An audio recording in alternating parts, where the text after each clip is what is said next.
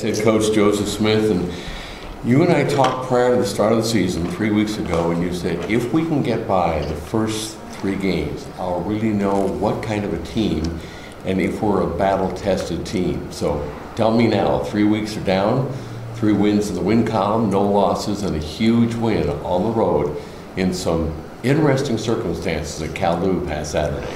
Yeah, it really was. As far as where we are at this point, I really like where we are. We are far from where we need to be come playoff time, but I really like the chemistry of the team. I really like their personality. I like their toughness, and they've been working so hard. So we've made great improvement in a lot of areas, and we're getting closer to where we need to be. Still have ways to go, but yeah, that was quite a game too.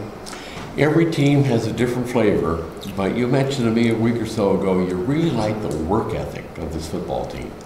Yeah, they have a great work ethic. They've embraced that, kind of embodied that, knowing that where we want to go is quite a bit far away from where we are now, and what it takes to beat really a top 4, top 5 team in the country is different than when you're playing teams in maybe the top 25. It's a whole different level. And so to knock off a true title contending team, you got to play perfect, as much as you can, and you got to play at a pretty high level for an extended period of time. And with the way the brackets are set for us, we're going to have to do that 3 or 4 weeks in a row. And to get to that point is a matter of training and a matter of consistency. So we're making improvement in that area. We still have a ways to go. And Joseph, given the history of these 2 schools and the fact that Linfield has been the dominant team of late now, 4 consecutive wins over Cal Lutheran and a couple of playoff wins, I think everybody with the Wildcat football program knew that Cal would be very much up for this football game this past Saturday, and yet Linfield reigned supreme. We knew that. I can't imagine what it would feel like to have the same team have put you out of the playoffs, 3 years in a row. We've been fortunate enough to share, or I should say to have multiple teams share that honor, in our favor. And I know I dislike those teams a lot, let alone teams that have done it multiple times in a row. So I think there's great motivation on their part, and we knew that. But we have so much respect for their program and the caliber of athletes they have and the way they prepare and how tough they play. That was as physical of a game as we've played in many years. It was incredibly physical in every phase. Guys competing to their utmost, and even the officials chimed in with their hands had to be tired from throwing all those flags. So it was quite an interesting game, and real proud of our guys for competing, but still very tremendous amount of respect for Cal Lutheran. And certainly concern of yours, the entire coaching staff, in fact the entire program, was special teams play, or maybe we could say lack of it, to your level of perfection in the opening 2 games. But all of a sudden at Cal, far different story, 4 consecutive field goals. The first one was missed, but fortunately a Cal penalty. Linfield gets another shot. It's perfect, and Josh Kay adds 3 more to round out the afternoon. Our coverage teams have been really good all season. So, really I thought it was just our PAT field goal team that was really scuffling a little bit, but I'm real proud of our coverage teams. Our net punt is very high right now, and so we can't rest on our laurels. We got to keep that going. But our punting game and our kickoff game is tremendous, and so we're winning the field position battles in all of our games in those phases. And now our PAT field goal team's coming into its own and being the weapon that it should be. And I don't think anybody had any doubt whatsoever that Josh was going to make those. We just had to get really, inside the 35, and felt pretty comfortable about him making it. As far as Eric Rogers goes, we know what a great athlete he is, and all of a sudden, because of injuries, Chad Coburn, who is about as young a freshman as you're ever going to find out of Salem, he draws him, and Dave Hansen and I made the comments on the air throughout the broadcast that the freshman did a very, very nice job against an All-American senior at 6'4", 204. Yeah, and Rogers is a tremendous receiver. I got to talk with him after the game a little bit and encouraged him about the scouts that are coming through with him, and he's on the radar, and he'll get to some NFL camps. He's definitely that caliber of a player, and really proud of Chad for stepping up and meeting that challenge, with a good positive mindset, and I thought he did that. And his pick 6 to start that second half was a pivotal play, absolutely. What did you like best about the entire weekend, Coach? Well, I least liked the heat. That was really quite a factor. But I really liked how our guys handled it. The bus ride from the plane to our practice that Friday was miserable. The air conditioning didn't work, and everyone was in their suit and tie, or shirt and tie, in 100-degree heat without any water, any Gatorade. And so the guys didn't complain once. They were pretty mature about it, and we just went about our business. Stopped at Food for Less, got some bunch of Gatorades, and then went to Notre Dame High School to practice. So I think the trip itself I liked maybe the most, just watching the maturity and the lack of the mental toughness, quite frankly, with our team. Now, you've got the bye weekend coming up this week, so how does the practice schedule set up for you for this week, next week? And I know that after the game, I talked to a couple of the coaches and a couple of the kids, and everybody said, we're tired. We're tired. We've been through a lot with training camp, and now we've played 3 games. And, of course, just the emotion of playing in such heat against a great opponent in Cal-Lu. Do they get a couple days off? How do you work out the schedule now for this first week prior to the bye weekend?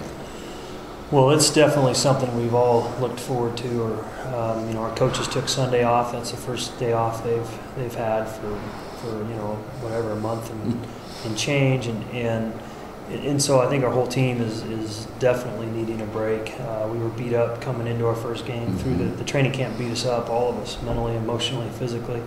And to get this break, being 3-0 is definitely something they've earned. So they'll get Friday, Saturday, and Sunday off. We'll give them 3 days off, and we'll come back ready to roll on Monday. Now, have you already started preparing for Pacific Lutheran University coming up 1 week from Saturday? We have. We started, as coaches, starting that. We'll start as a team today with our players, practicing, for them. And it's really nice to have 2 weeks against the Lutes because they do some unique things, and they're a good football team. So it's nice to have that little bit extra time to work on them. Wildcat head football coach Joseph Smith. Could have asked a lot more, but we didn't want to make a movie out of this. Good job. You're welcome. Well, twice, 2 games in a row with Cal-Lu, where it comes down to a pivotal field goal.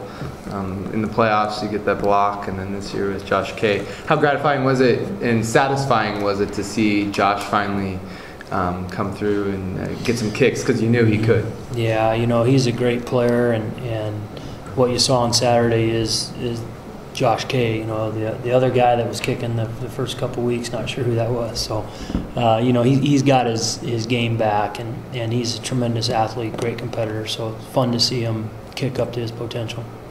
Against Hardin Simmons, you guys fell behind briefly before reeling off all those points in the first half. You didn't really face much in the second half. Against CLU, they're late. They took the lead. Yeah. I don't know. What was it like? How did the kids respond? It was fun to see. The lead changes in that game were really quite dramatic, and in some ways the fashion in which they happened added a lot of drama to the game. And you combine that with truly the crazy scenarios of all the penalties, and you just really never knew when one was going to come. And every time we got a good play, you kind of looked around, well, is it going to stand up or not? And for both teams, 32 of them or something of that nature, and so that was a factor that was just crazy. But watching the give and take and the lead changes was fun to see our guys. I don't think they were too concerned about it. They just, we talked at halftime and even before the game, especially at halftime, hey, this game's going to come down literally to the last possession. Realize that, embrace it, and when it's that last possession, let's win the dang thing. So I think we all were fully expecting that to be the case, and it was, and we were able to do it. You talked about how even these 2 teams were. Did you see that? A lot of time, no team really got up by a ton or down by a lot. Yeah, I felt like the teams were pretty equal going in, and I think our missed opportunities in the first half were, certainly cause for concern with us. The phantom hold call at the 1-yard line that pushed us back, it was tough. That put us in an obvious pass situation, and then we made a terrible decision and threw an interception. So that was 7 points off the board, and then our fumble when we were moving into drive. Those are huge points that we left off the board that I think would have changed the game. So I felt like we could have won the game in a different fashion, but did expect it to be close.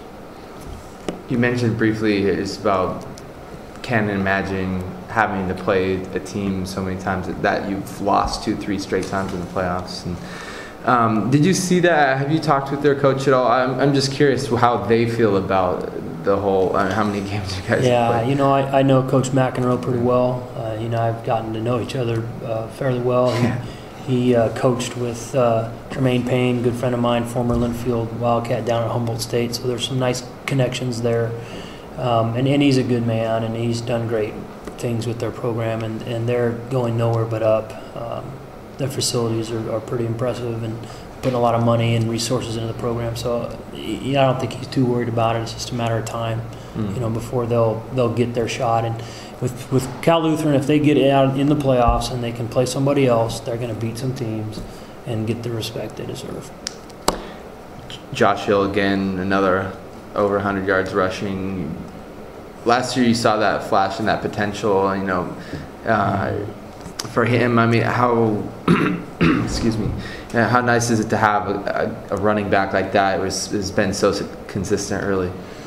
It is really nice. He's seeing the field really well right now, and setting up blocks and finding the seams. And that's what's allowing him to be so consistent, as well as he's very explosive and pretty nifty. So he's turning some 5-yard gains into 20 and 25-yarders. So that's probably the biggest difference right now with him and other backs is the ability to turn a small gain into a bigger gain. But our offensive line right now is blocking better and more consistently than we have, and so I think the real credit. Yeah, Josh is doing well, but our O-line is really getting after it right now. He seems he's a really exuberant guy too. His celebrations are really. He seems like a great cheerleader for the other guys. I mean, after Josh kicked the field goal, he picked him up and kind of carried him for a bit. They're pretty close. So that's a real good friend of his. But our team's pretty close, and I think that's pretty typical of most of our guys. They're pretty team-first individuals. That's why they came here. Anyone else get banged up Saturday? I mean, you guys took a couple big hits on against Hardin Simmons. Was that bye week coming at a good time to kind of get some of those? It is. We had a lot of little small dings in the first 3 games, so pretty physical teams that we played, and not that the physicality will be less, but probably the size and speed ratio of who we're playing will not be the same for the next few weeks. So it is nice to get a chance to heal up. Any update on Tyler? Did he make the trip with you guys? Mm-hmm. Yeah. Did he play at all, or is he? He played and started. Yeah. Real quick, I guess, because Kelly wanted us to touch on PLU too. Last year, you guys beat them pretty well, but you mentioned that it's nice to have 2 weeks to play them because they do a little bit of different things, and they had a big win against Redlands, and kind of proves that they're a quality team. They are. 2 years ago, I believe they were 8-1 and didn't get in the playoffs. Their only loss was to us. Last year they might have been, I'm not sure, 7-2. You have to look. I'm not exactly sure, but I think the last 3 years they've been maybe second in our league. Lewis and Clark's a little goofy, so maybe it was 3 years ago they were 8-1, and 2 years ago 7-2. Last year Lewis and Clark snuck in there, but they've been, I think, in my opinion, really the second best team in our conference for a couple years. Willamette's underachieved, so they'll be in it again. Willamette will be, but PLU's good. They're very dangerous. If they were in any other conference, they probably would be a contender in it, and maybe not any other conference, but in a lot of them. And they're a serious playoff contending team. Is that Wisconsin Whitewater upset a little bit of a reminder to your guys that any week? Absolutely. I think Whitewater doesn't have the firepower that they've had on offense. They lost some kids, but bottom line is absolutely you can get beat any week by anybody if you don't play well. And I think what that does give everybody in the Division III world is a little bit of hope that those guys can get beaten. Yeah, that was, I think, something that since I've covered D3, you see Whitewater and Mount Union, you're like, man, like, is anyone ever going to beat them? And they just seem like they're never going to lose. And so, chink in the armor a little bit. Well, I think you got to expect that. I mean, sure. I think the last time Whitewater was losing in the fourth quarter was to us, in 2009 at their place. So they've been on a 47, 48 game win streak, something of that nature, and they're really good. So I think everybody's happy that they lost. Cool. Well, before I dive into my questions, I'd like to offer a little bit of trivia. Who do you think is the #1 defense in the conference right now? In the conference? In the NWC? Oh, Statistically speaking? no idea. Probably somebody like someone that's played nobody. Whitworth. Bills and Clark. There you go. My That statement one. holds. Okay, anyway, to the real heart of the matter. Is in the state of Oregon, especially with the Ducks as being kind of like the symbol of our football culture, it seems like the importance of kickers, especially field goal kickers in our culture, is getting marginalized to almost nothing. Does Saturday's game against Cal Lutheran bring back the importance of kickers? Oh, I think it shows that they are, and Oregon's the anomaly in terms of what they do on offense, and all you got to do is watch them play the SEC, and you'll see the kickers come real important again. So you don't score 60 points on those elite teams. So in those really good, highly contested, closely matched, highly defensive nature games, your kickers become paramount. So Saturday's game against Cal Lutheran, big matchup, but your team saw a season high in turnovers and with the penalties, obviously. Just something that needs to be cleaned up when you get these tougher games down the line. Yeah, it really does. The personal fouls were the ones that caused us the most angst during the game, and certainly are the ones that our team is conditioning for, etc. this week. So. Some of the calls, those happen. Pass interferences. Sometimes those happen because you're being aggressive. You're playing the ball, and I don't always look at those as a bad judgment. Those are from playing aggressive and playing hard, and you'll get some of that. The holding, we got to watch that. That's a technique issue. But the personal fouls, the decision making, the blocks in the back, those are really silly, foolish, unforced errors that we can't make. So Menlo, 1 turnover for your team. Hardin-Simmons, 2 turnovers, 3 on Saturday. I remember in 2006 there was a 2-game span where Linfield had 11 turnovers and cost themselves a conference title. Does this trend of increasing turnovers bother you? Absolutely. The years that we're at our best, we don't turn the ball over, and we win the turnover ratio battle. So that's definitely cause for concern. I look at each one of those differently, and they're all explained by a variety of reasons. So, the 3 that we had, I'm not too worried about. So aside from getting some much-needed rest in this bye week and getting more time to prepare for Pacific Lutheran, what do you want to focus on with your team the most with this extra time? Well, one is get healthy. As we mentioned, we need the break. We need to get healthy. Got a lot of guys hurt, so that's number 1. But number 2 is we're trying to use a little bit extra time to get back to fundamentals. You have a little bit of more physical practice time and individual time to vote towards deficiencies that we have in our individual techniques at our positions. So we're trying to get back to basics a little bit this week while preparing for PLU too. So kind of a 2-pronged approach. To Pacific Lutheran themselves, they're showing a significant improvement in their offense this year, especially with their vertical passing game with Dalton and Westering and Warner at wide receivers.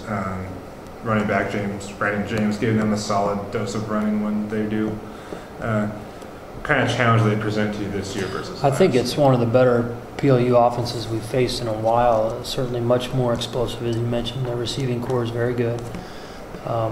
and I like Westerly's son. He's a good physical player. He's someone that we liked. I recruited a little bit.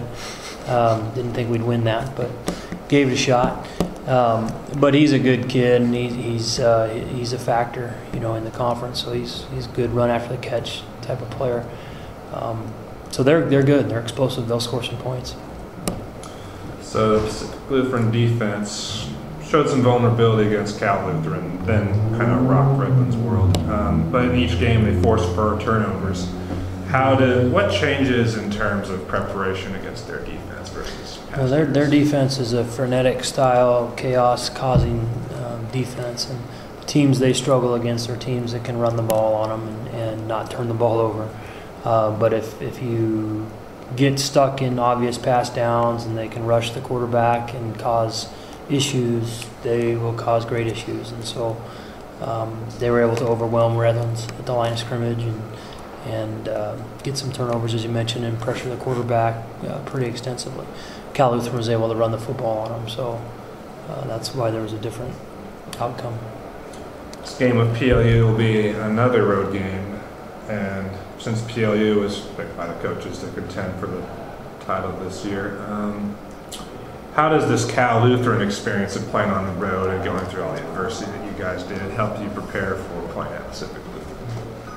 Well, they're both Lutheran schools on the road, so that's good.